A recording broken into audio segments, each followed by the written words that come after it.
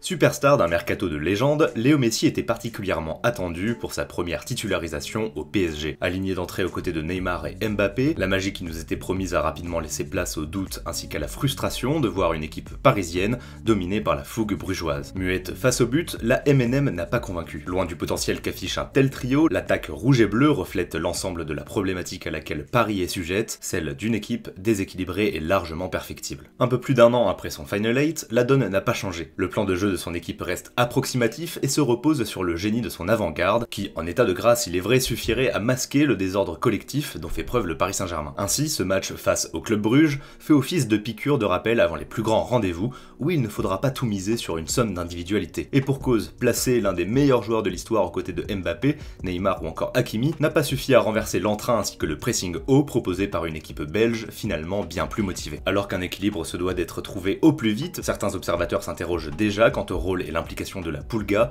au sein de ce 11 francilien. Explosif une fois le ballon dans les pieds, Messi n'a pas dérogé à sa propre règle, ne contribuant que très peu au repli défensif. Du Léo dans le texte, qui s'est malgré une première assez discrète, procuré une bonne poignée d'occasions franches. Cantonné sur son côté droit, Messi s'est dans un premier temps appliqué à jouer simple, peut-être trop simple même, pour trouver ses coéquipiers en une touche dans la verticalité. En quête de nouveaux automatismes, l'homme aux 120 buts en Ligue des Champions a perdu beaucoup de ballons, mais figure comme l'un des rares joueurs parisiens à s'efforcer de chercher des solutions vers l'avant pour enfin trouver notamment Mbappé, seul face au but, qui aurait dû mieux faire pour tromper Mignolet. À l'image d'un Neymar qui tente généralement beaucoup de gestes techniques, Messi lui a cherché à réaliser bon nombre de passes clés, générant une marge d'erreur presque inévitable pour l'Argentin, avec quand même 23 ballons perdus. Quoi qu'il en soit, il faut dire que Messi et les autres attaquants n'ont pas vraiment été aidés par Paredes, Wijnaldum, ainsi que leurs remplaçants Danilo et Draxler, ce qui a finalement incité Messi à repiquer dans l'axe, comme il en avait l'habitude avec Barcelone, un remplacement qui s'est avéré bénéfique pour fluidifier le jeu parisien, libérant notamment Hakimi sur son côté, bien plus à l'aise en seconde période. Le numéro 30 du PSG n'a peut-être pas couru autant que Neymar et ses 10,2 km, mais il s'est révélé comme l'attaquant le plus dangereux du club de la capitale. Auteur de 3 occasions franches, Messi manque notamment la lucarne de quelques centimètres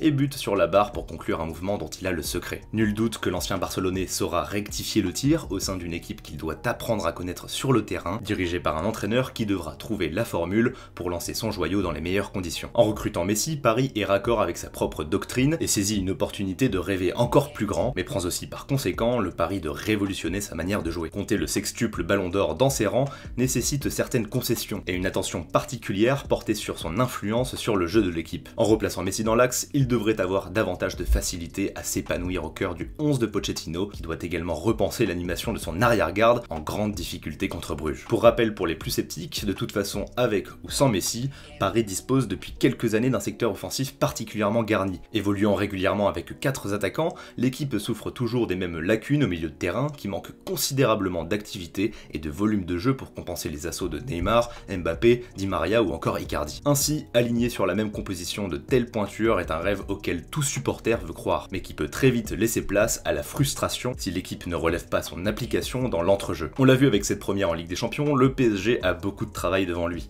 et doit impérativement assumer son rôle de favori, même face à des équipes plus modestes comme Bruges, et heureusement Pochettino peut cette année compter sur de nombreuses solutions avec un groupe plus fourni et qualitatif que jamais. Pour en revenir au principal intéressé de cette vidéo, les débuts mitigés du vainqueur de la dernière Copa América reflètent les axes d'amélioration d'une équipe promise à l'excellence, mais pour l'heure il est bien trop tôt pour tirer la moindre conclusion sur le jeu de Messi qui, après seulement 120 minutes disputées sous ses nouvelles couleurs, est encore logiquement loin de son meilleur niveau. Enfin, la fin de match portée vers l'avant de Messi et ses coéquipiers contre le Club Bruges se doit d'être un réel motif d'espoir pour appréhender les prochaines échéances dans les meilleures conditions. Premier élément de réponse dimanche soir avec la réception de Lyon au Parc des Princes. Voilà pour ce petit édito autour de Lionel Messi. Si vous avez apprécié la vidéo, sachez qu'elle est tirée de mon propre article disponible sur le site Canal Supporter. Je vous incite bien sûr à checker tous nos réseaux sociaux, à vous abonner à la chaîne pour de prochaines vidéos.